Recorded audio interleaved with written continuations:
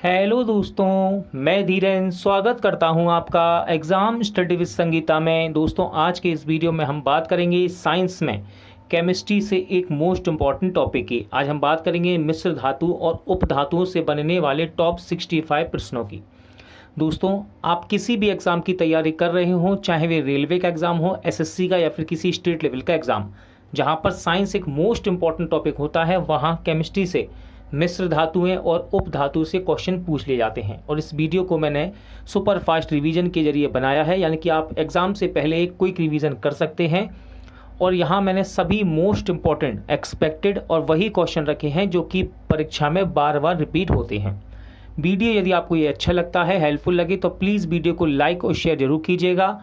और यदि अब तक आपने हमारे चैनल को सब्सक्राइब नहीं किया है तो प्लीज़ चैनल को सब्सक्राइब जरूर कीजिएगा, जिससे कि आपको मेरे आने वाले नए वीडियो का नोटिफिकेशन टाइम पर मिलता रहे। तो चलिए स्टार्ट करते हैं।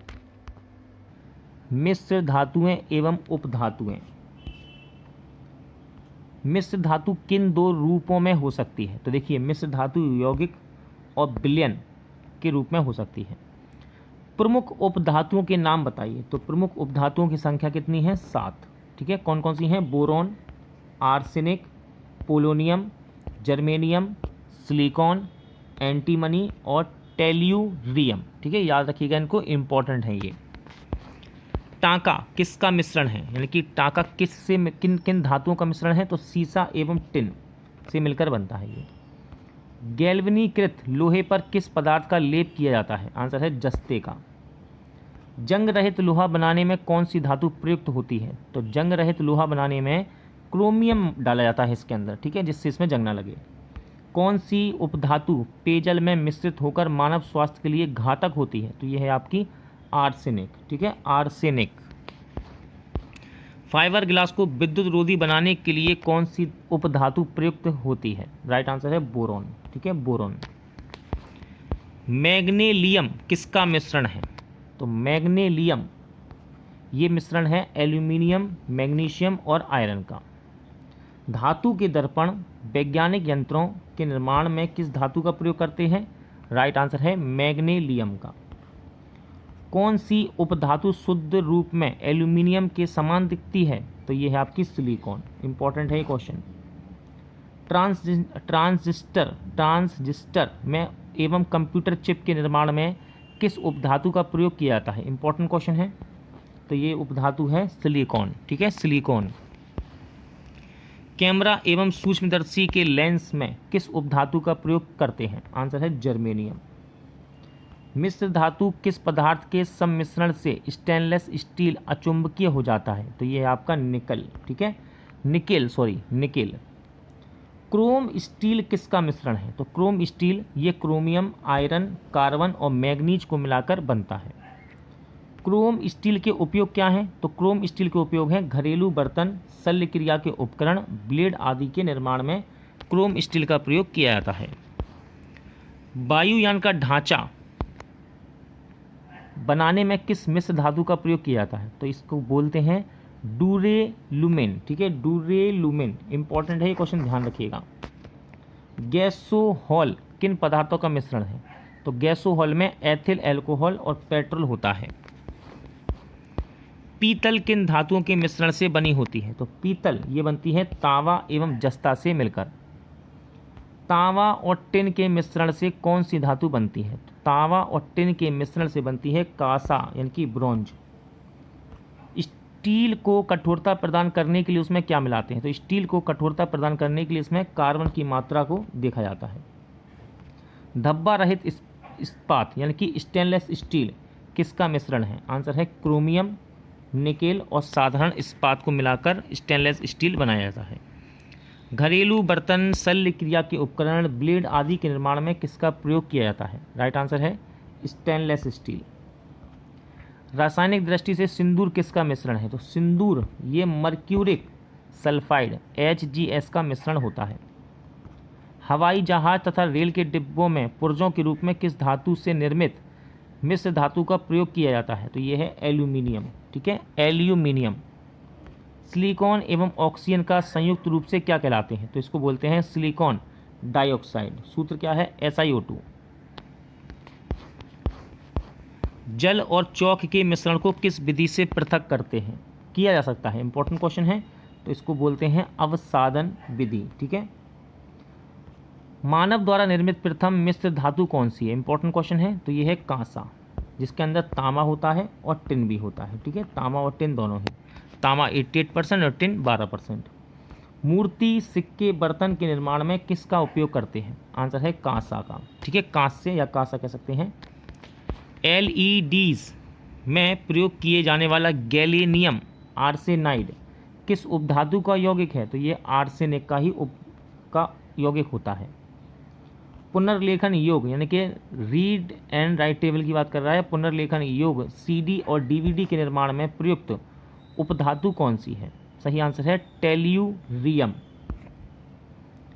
किसे बनाने के लिए लोहे के साथ क्रोमियम 10%, मैग्नीज 0.35% और कार्बन 0.25% आदि धातुओं का प्रयोग करते हैं, तो ये है आपका स्टेनलेस स्टील यानी कि धब्बा रहित स्टील।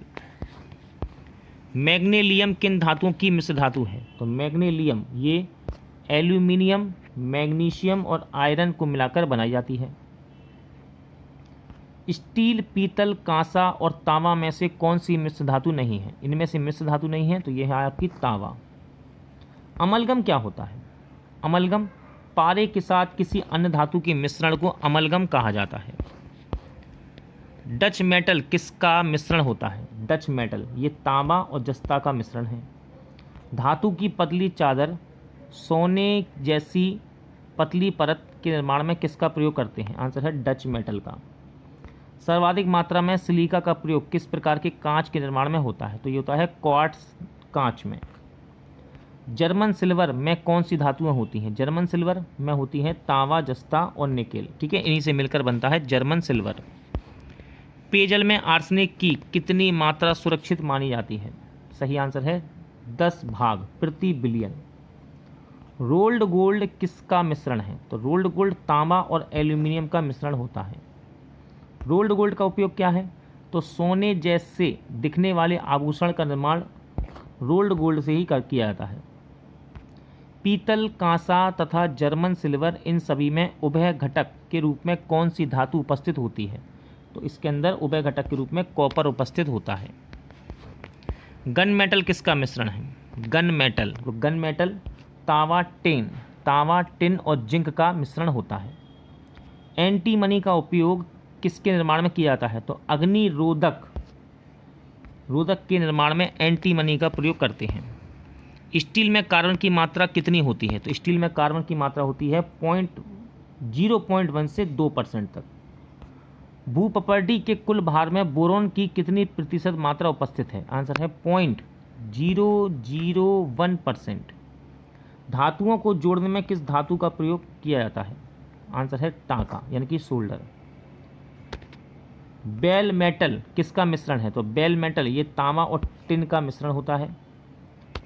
बैंड बाजा, घंटियां, बर्तन, मूर्तियों के निर्माण में किस धातु का प्रयोग करते हैं, सही आंसर है पीतल का। मूर्तियां, दांतेदार गियर, बटन आदि के निर्माण में किस धातु का प्रयोग किया जाता है, राइट आंसर है गन मेटल का। बेल मेटल का उपयोग क्या है, तो बेल मेटल का उपयोग है घंटे, बर्तन एवं मूर्ति के निर्माण में। ड्यूरालुमिन किसका मिश्रण होता है, सही आंसर है एल्यूमिनियम, मैग्नीज और मैग्नीशियम तथा कॉपर का। प्रेशर कुकर वायुयान का ढांचा बनाने में किस धातु का प्रयोग करते हैं, सही आंसर है ड्यूरालुमिन। जर्मन सिल्वर किसका मिश्रण है, जर्मन सिल्वर ये कॉपर, जिंक और निकेल का मिश्रण होता है। हीटिंग कॉइल्स में बर्तन तथा नल आदि के निर्माण में किस धातु का प्रयोग होता है, सही आंसर है जर्मन सिल्वर का। क्रोम वेनेडियम स्टील किसका मिश्रण है, तो ये आयरन, क्रोमियम, मैग्नीज और कार्बन का मिश्रण होता है क्रोम वेनेडियम। स्प्रिंग पहिए की धुरी यानी कि एक्सेल्स के निर्माण में किस धातु का प्रयोग करते हैं, आंसर है क्रोम वेनेडियम स्टील का। टंगस्टन स्टील किसका मिश्रण है, टंगस्टन स्टील ये होता है tungsten plus iron plus carbon का मिश्रण।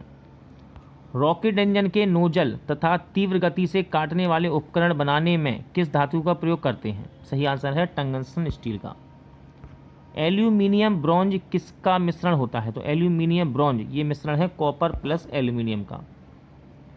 एल्यूमिनियम ब्रॉन्ज के उपयोग क्या हैं? तो इसके उपयोग है सिक्का, बर्तन, आभूषण एवं पेंट निर्माण में। नाइक्रोम किसका मिश्रण है? नाइक्रोम इंपॉर्टेंट है। नाइक्रोम निकेल क्रोमियम आयरन का मिश्रण होता है नाइक्रोम। इलेक्ट्रिक हीटर एवं इलेक्ट्रिक आयरन का तार बनाने में किस धातु का प्रयोग करते हैं? इंपॉर्टेंट क्वेश्चन है ये। सही आंसर है नाइक्रोम का। नाइक्रोम का तार होता है, ठीक है।